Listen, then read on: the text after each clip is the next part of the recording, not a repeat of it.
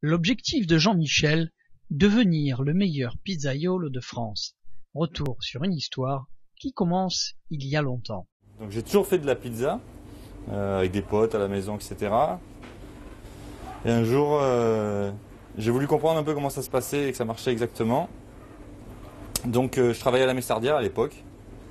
La nuit, ça faisait 10 ans que j'y étais, je commençais à fatiguer. Donc je suis allé voir mon directeur et j'ai dit j'aimerais faire autre chose. Il a accepté, il m'a payé une formation de pizza auprès d'un ancien champion du monde de pizza qui est à Cap d'Aille. Ancien champion du monde? Ouais, il fait des formations pour tout le monde. Hein. Et j'ai appris ma première façon de faire la pâte chez lui. Puis on a ouvert, non sans mal. Alors moi ce qui m'intéresse, c'est cette passion que tu as conservée pour faire participer au concours. Ah bah ouais, voilà, donc il a fallu s'accrocher d'abord parce que à Cavalière des pizzerias, il y en a beaucoup. La pizza est pizza. Hein. Voilà. Après, il y a beaucoup de choses. J'ai voulu avancer. Donc je suis allé voir il y a déjà 5 ans la finale du championnat de France à Paris. Et il y avait mon formateur de Cap d'Aille là, il me dit oh, faut le faire et tout. Je dis non parce que moi si je fais un concours, j'aime pas perdre donc je voudrais pas me ramasser quoi. Donc je suis reparti et j'ai commencé à chercher d'autres méthodes de travail. Bon, sur internet on trouve plein de choses. J'ai approfondi, je me suis amélioré. L'année dernière j'ai fait le concours à Marseille où j'ai fini 9e, donc ça m'a qualifié pour Paris, la finale, où j'ai fini 30e. Et à Paris je rencontre un mec qui me dit moi j'ai fait une formation avec tel mec. Il va t'apprendre une façon de faire la pâte qui est autre chose.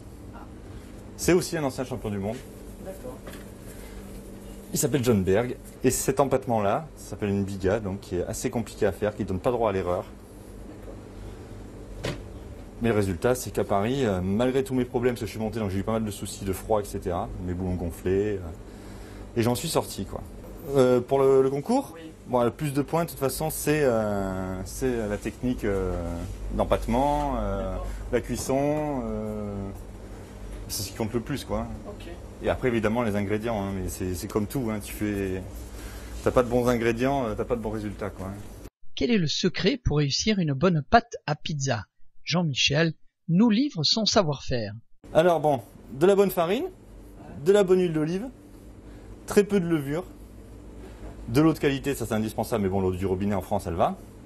Et puis voilà, la passion et l'amour, hein, si tu fais pas ça, si ce que tu fais, ça te plaît pas, ça marche pas. Hein. Tu vois, faut bien les serrer, les boules, sinon, faut qu'elles gonflent, faut pas qu'elles s'étalent, et qu'elles relâchent de l'eau. On peut, voilà, c'est ça, la pizza la plus chère du monde à New York, 1000 € la pizza. Avec caviar, 4 sortes de caviar, c'est ça. Un peu de queue de homard, des œufs de je sais plus trop quoi, de la crème fraîche. À 1000 € la pizza, on met ce qu'on veut sur la pizza. De toute façon, c'est un plat équilibré, on a beau dire, critiquer. Moi, tu manges une pizza chez moi, une végétarienne, tu mets pas de fromage parce que c'est un peu gras. Ben, t'as eu tes légumes, t'as eu tes protéines, mais parce qu'il y a des protéines dans la pâte, t'as tout ce qu'il faut, quoi. J'aimerais faire les championnats du monde là au mois de mai. Ah ouais. Parce que cette pâte-là, donc, je commence à la maîtriser. Avant, c'était elle qui décidait, maintenant, c'est un peu moi, donc c'est bien. Si je suis calé, j'y vais juste pour voir. Donc je veux pas annoncer parce qu'il y a un monsieur de Varmatin qui me suit, Johan, il s'appelle. Donc il m'avait relancé pour le championnat de France. Il m'a dit c'est bientôt, non? J'avais dit oui, il me dit ah, je fais un article sur toi, c'est bien. J'avais dit avant, ça m'embête parce que pareil, si derrière il n'y a pas de résultat, je vais avoir l'air de quoi. Il m'a dit tant pis pour toi, on le fait et on devra le résultat à nos lecteurs. D'accord. Bon, déjà personnellement j'avais la pression, mais en plus vis-à-vis de lui je l'avais encore plus. Donc là si je vais c'est à Parme. À Parme? Oui, j'y vais, je pars une nuit avec tous mes trucs et ma glacière, je fais mon concours, je reviens le lendemain et je dis rien à personne et j'aurais vu comment ça se passe. Juste pour de l'expérience, à moins d'être, moi je suis pas doué, c'est que le travail qui marche. Donc voilà, si tu es doué tu peux arriver et exploser quoi. Mais si tu n'as pas d'expérience, déjà je parle pas italien, je suis pas un mec qui fait le show, enfin les Italiens c'est tout ça quoi. Là-bas, c'est 500 personnes en 3 jours, il y a 10 fours d'alignés. Le maître artisan là, qui m'a formé, il m'a dit l'année prochaine, c'est toi qui es sur le podium.